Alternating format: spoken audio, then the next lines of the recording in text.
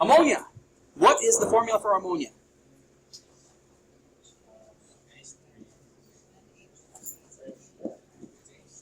NH3.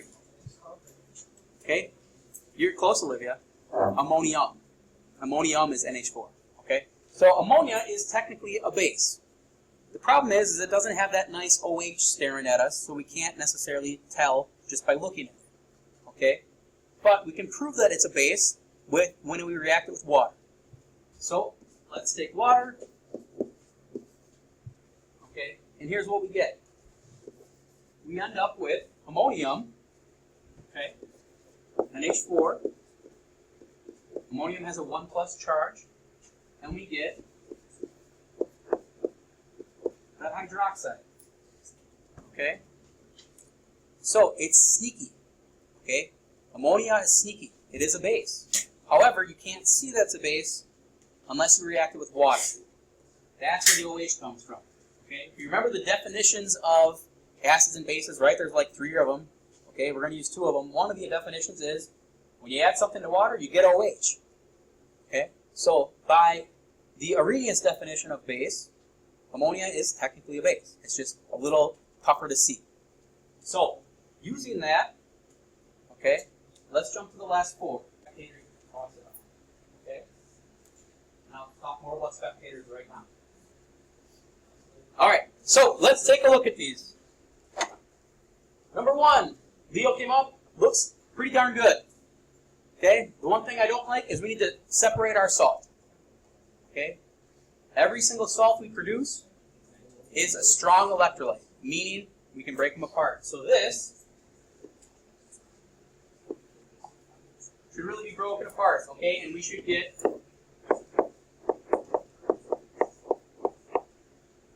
potassium ions and chloride ions. Okay.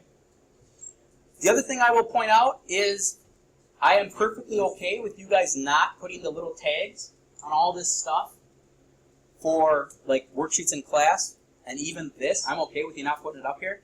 However, come test day, if you draw this out and you don't have aqueous, liquid, aqueous, you will lose a point. Okay? I will be a stickler on tests. I'm okay with being lax during class. Leo? A point total. Point total. For each problem, yeah. So if you want to get in the habit of it, do it. That's awesome. If you're comfortable with hopefully remembering that, and I'll remind you, don't worry, I'll remind you. I'll probably even remind you test day. I'll say, hey, make sure you put aqueous and other phase tags on your chemicals. If you do forget, you'll lose points. Again, if you want to do it, cool. If you want to be a little more lazy in class, I'm okay with that. So this looks really good. The only thing that we got to do at the end of a reaction here is if anything is a reactant and a product, we can cross it off. Okay? So Cl, chloride ion, it's there beforehand. It's there afterwards. That's a spectator ion. Okay? A spectator ion is it's just something that's in the reactant side and the product side. It didn't change. Okay? Potassium. That goes bye-bye too. Okay? What we're left with is hydrogen ion, reacting with the hydroxide ion, gives us water. Okay? This is called a net ionic equation. Okay? A net ionic equation. All that means is that we've crossed out any spectator. And we're just left with what's actually reacting. Okay? Person.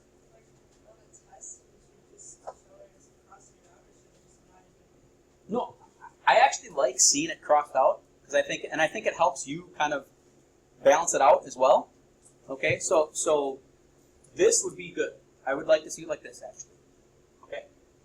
Next one, hydrofluoric acid is weak. It's together. I like it. Lithium hydroxide strong, broken apart. That's good. We get water. We get lithium ions and fluoride ions. Okay, we've got one spectator. Lithium ion did not change. So we get rid of it. And we're left with the net ionic equation for number 2. Okay? Again, just to reiterate it, aqueous, water is a liquid, right? We can't make water aqueous, then it's a solution of water in water, which doesn't, that's not a thing. That's aqueous. Christian. So on a test, take a left. Yeah. Yep. You would lose a point.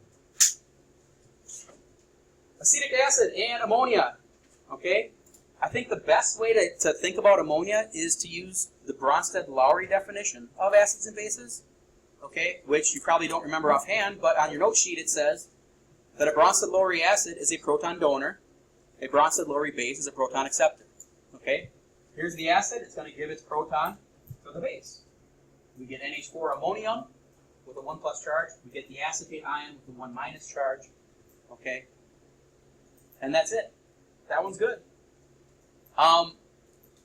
You got to be a little careful. Some people want to break some of these things apart. Okay, those are polyatomic ions. You'll kind of memorize them as we go along the year. I'm never going to make you directly memorize them. You'll probably just know them eventually. When you see C2H3O2, by mid-year you're probably like, yeah, that's acetate. Okay, you'll know it without actively memorizing. For the time being, if you want to use last year's periodic table and just flip over and double check that you got a polyatomic ion, that's a good idea, okay? Because that's back there and that's back there too, okay? I will be handing out last year's periodic tables to you guys. I'll give you a new copy, probably tomorrow. What's that? Well, they're already copied off and they're yellow. So, sorry. I know. Person. Sure. So it's hidden, is what I'm trying to say. So acid base, they react. We get a salt, which is technically ammonium acetate. That whole big thing would be salt, our salt in this problem, okay? And the water is just, it's there, it's just sneaky. So it would technically be like this.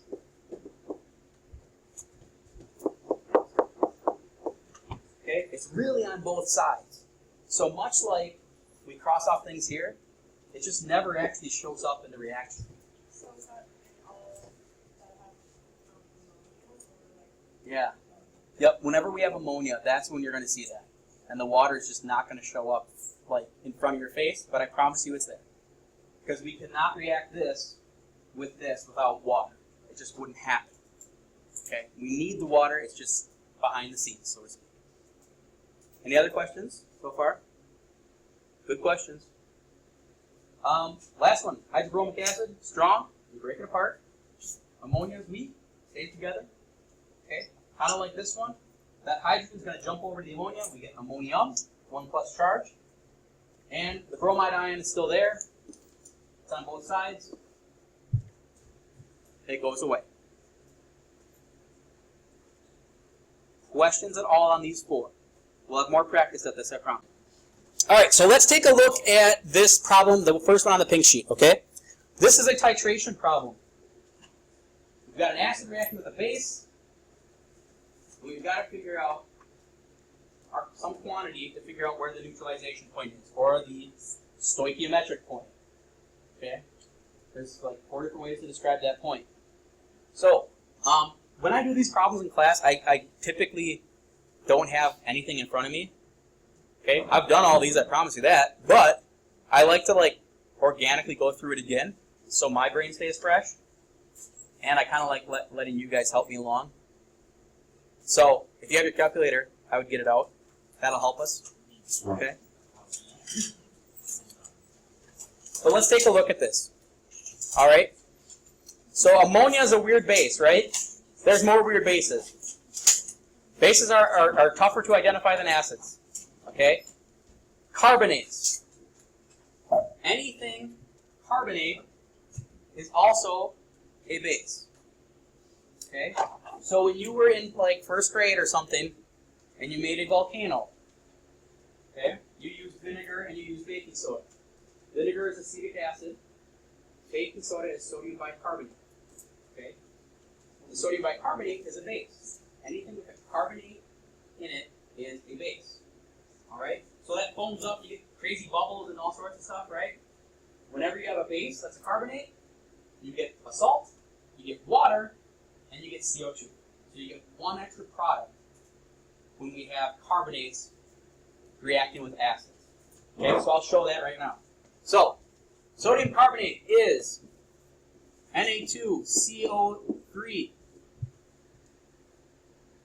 Carbonate is a polyatomic ion. It is on the back of your periodic table. It has a 2- charge.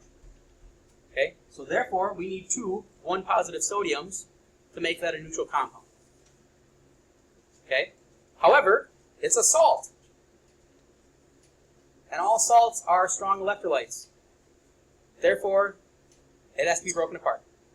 Okay, so I have to break this guy apart in my equation.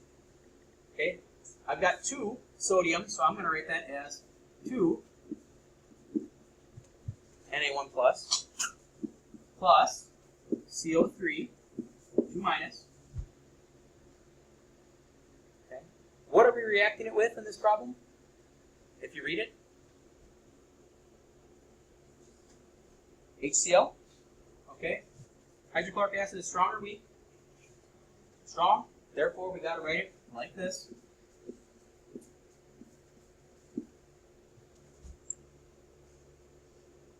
All right. We get our products. Water. Salt, which in this case will be sodium chloride, table salt. I'm just going to go underneath here. And if we have a carbonate, the last product is carbon dioxide, CO2. Okay, that's the bubbles from your volcano. Okay, this is not balanced at the moment. We'll balance it in just a second. Okay, CO2 is a gas. So if you're labeling all of these and you're going through, all of them are aqueous except for water and CO2. Water is a liquid, CO2 is a gas. Okay. Let's balance this. It looks pretty, I think it's balanced right now, isn't it? Yeah. One thing, okay? HCl travels in pairs, right? They're broken apart, but it travels in pairs. Technically, our product is sodium chloride, so those would travel in pairs too. So it's a little sneaky, a little hidden, but it really should be 2 and 2. Do you see why? Okay, we have 2 hydrochloric acids, or 2 moles of hydrochloric acid. So if I've got 2 hydrogens, that means it had to have come together with 2 chlorides. I can't have 2 of these and 1 of those. That doesn't make sense because this is truly HCl, right? We write it separately, but we have to have the same coefficient for each. Okay, they're kind of a package deal. Okay, so that's balanced. Brett. Yeah, and you can. Yep, you can. I'm going to leave it for the time being. Yep. Okay, so let's actually look at the problem. Okay, the first thing you should always do when you start one of these problems, any problem in this class, is if you can write a reaction, write a reaction. I mean, it's going to help you, right? Sometimes we need those ratios to help us out. We need the ratios in this problem to help us out. Okay, so it's just a good habit to get into. Always try to write a balanced reaction, even if it doesn't ask for it. It's just a good habit to get into. So let's start this problem. We are trying to figure out what? What are we trying to look for in this problem? What's the final answer? Molarity. We're looking for the molarity of our acid. Okay? Any acid-base problem, if you're looking for information about an acid, you start with the base. If you're looking for information about the base, you start with the acid. Okay? It's just a good rule of thumb. So if we're looking for something about the acid, let's start with our information about the base. What do we have? We've got that it's 0.5015 grams. Let's start there.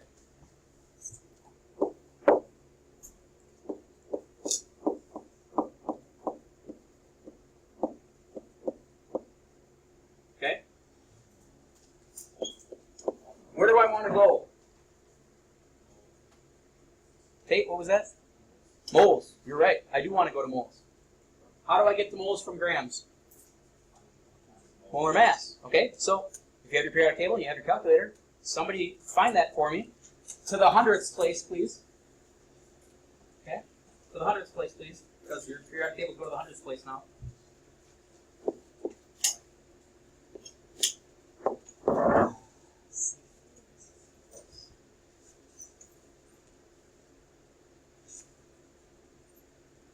Do it in your head if you're feeling fancy. I like doing mental math. What'd you get, Basu?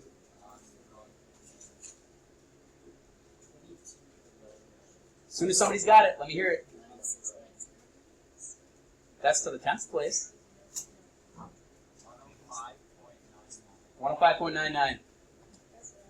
Picky, right? 105.99. Okay? So that gets us to moles of sodium carbonate. Now, normally you do, right? You do base to OH, OH versus H to acid, right? There's like 3 factors in there. We don't have OH in this one. So what we're going to do is we're going to compare our sodium carbonate directly to our acid, our HCl. Okay? So, this is why it's important to write down a balanced chemical reaction. I have 1 sodium carbonate, technically. Okay? How many HCl's do I have for every sodium carbonate?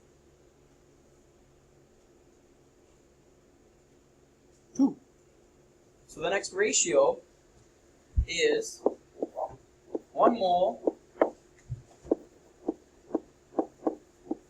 sodium carbonate, 2 moles of HCl. Okay? Does everybody see that? It's a little sneaky. Barney, you want me to say it again? Okay. You're not the only one. You're just the only one that shook your head. Okay? So, we have this balance. This is my base. This is my acid. I have technically 1 of these, right? Because that 2 right there just means that I had 2 in the original formula. I've got 1 base. I've got 2 moles of acid. Okay? That's a little sneaky. It's a little sneaky. Does everybody see that? Okay. Barney? I get it from why we sort of mentioned the whole, like, 1 mole of OH. Okay. So, you're in AP Chemistry now. I will never, ever, ever, ever, ever require you to show me how to get from milliliters to liters. I truly hope you can do that in your head at this point. If you cannot, that's okay, and I'm happy to help you. But I'm never going to require it, and I'm never going to show it unless you ask me privately to show that to you. Okay? So, I'm always just going to take my milliliters and turn them into liters instantly, because we can do that now. Right? We can do that. So, let's take our moles. 9,463 divided by 0.04847 liters. What do we get for our concentration of HCl? I think I remember it.